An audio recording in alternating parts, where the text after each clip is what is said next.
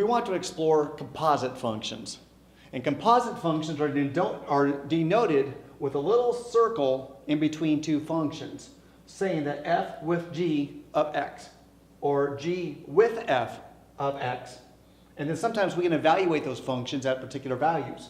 G with f at 1. And basically a composite function is taking one function and running it through another function. So let me illustrate that with these examples here. I have two functions, f of x and g of x, and I want to evaluate f with g of x is really f of g of x. So let's go ahead and evaluate this by plugging what we have. So let's find f of x, which is 3x plus 4.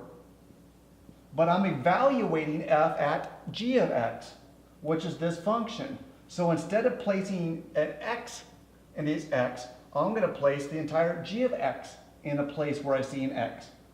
So 3 times g of x, in this case is x squared minus 2x plus 6 minus 4. So I hope that you can see that this is really f of x, but rather than evaluating the function at x, I'm evaluating the function at g of x. So 3 times g of x minus 4, the same thing as 3 times x minus 4, but this time x is g of x, this entire function. So I'm not evaluating a function at a value or at x, I'm evaluating a function at another function. I know, go figure, but it's kind of fun. So let's go ahead and look at that. And from here it's just simple algebra as we continue on solving the problem. Distributed 3x squared minus 6x plus 18 minus 4, 3x squared minus 6x, and what is that, guys, 14? So my composite function, f with g of x, boils down to 3x squared minus 6x plus 14. Think you got it? All right, let's go ahead and try to stay a step ahead of me as we look at g with f of x.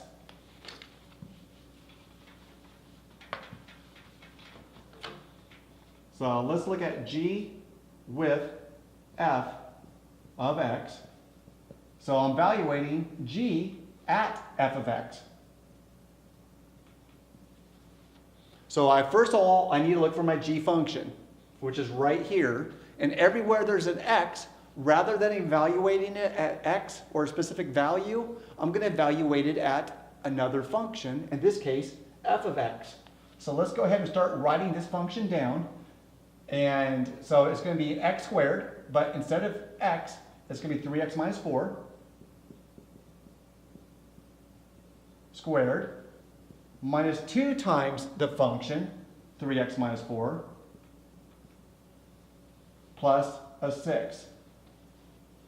And you can kind of see above this, you kind of see that there's an x squared minus a 2x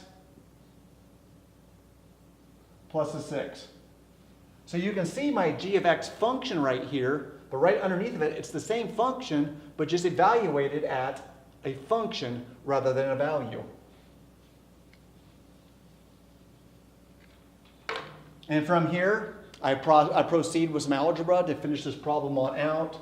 I need to multiply this times itself, so I like to sometimes do it this way, stack them on top, 3x minus 4 times 3x minus 4 makes a 16 minus a 12x minus a 12x, a 9x squared.